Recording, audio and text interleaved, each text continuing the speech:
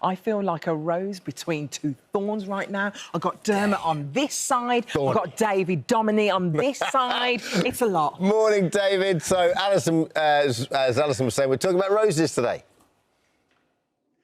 There we are. And now that rose is between two thorns. Actually, it's not quite botanically correct because in botanical terms, a thorn is a modified branch or stem that grows into a point, whereas roses is in fact modified skin to produce their point. So botanically, a rose doesn't have thorns, it has prickles. So you are a rose between Dermot and I, between two prickles. Oh! Oh, interesting. Over to you. Now, the magic of the rose, of course, said to have been created by the Greek goddess of love, Aphrodite, who used her tears and her lover's blood to create the rose. And it has signified love across the world. And the beauty of roses really are there. And this week is Rose Awareness Week. Do we really need a week to appreciate and be aware of this beautiful flower? Take a look at this one here. It's called Faithful. Actually, on the outer side of the petals there, you can see almost black colouring, and it opens out into this deep blood red rose.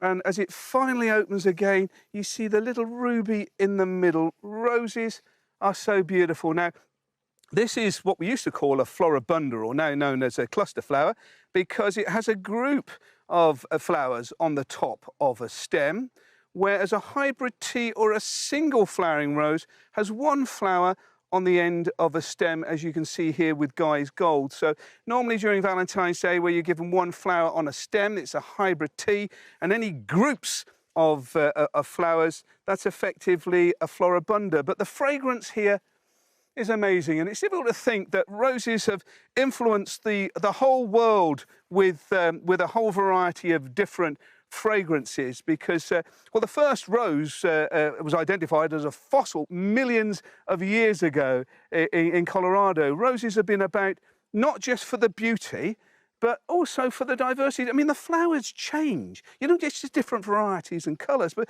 take a look at this one here. This is Samaritan. There it is in bud.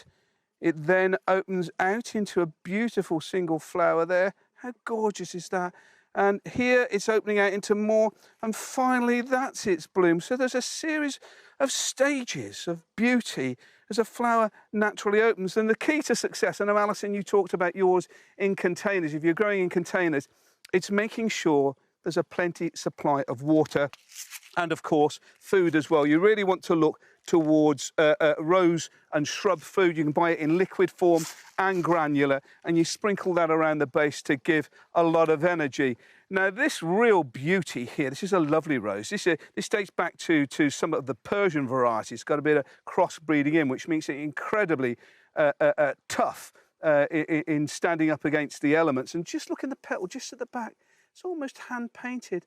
The white outer petal, beautiful primrose, and then there's a little touch of red at the bottom. And these plants here are incredibly easy to grow in borders, in tubs. The secret is all about feeding and plenty a supply of water. Now, this is a single flowering rose, slightly different to the other ones. This is Simple Peach, and I love it. As you can see, the stamens in the centre, they almost act as part of the beauty of the rose. Lovely, tight pink in bud, opening out. Get a look at it. Look, a little hoverfly here, just flying around me, because these open flowers here are perfect for wildlife and the bees. And it's not forgetting that rose petals, I mean, you can eat roses. The flower of the roses can be digested, very high in vitamin A, vitamin C, and vitamin D. Then you can dry them as well.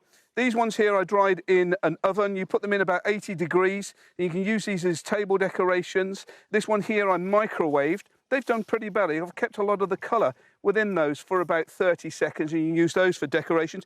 If you really want to be very flash, you can make rose petal ice cubes there for a bit of decadent summer parties inside your mojitos or your Pimses and the like. And of course, making tea, rose tea, is very good for you.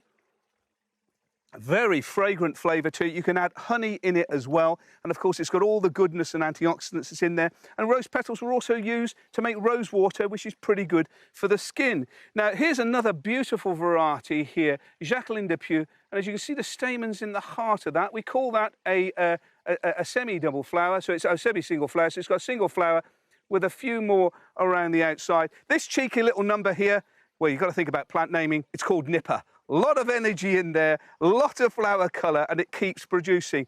The one big flower I want to show you, of course, is our favourite. This is our very own, this morning flower there, looking really good. High performance. Lovely. You just snip off. I sent one to you, Alison. I sent one to the studio. Did you not get it? I didn't get it, babes. I didn't get it. Who's got my plant? About 3 weeks ago in the studio. Oh, look, someone's nabbed it, I'll tell you, but I did send one to you. Oh, I didn't get it. The secret is it's deadhead and you go. Oh, no, well, I'll put the earmark for this one. I'm going to send this to the studio. I'll send you one as well, Don't send it to the studio. Send it to my house.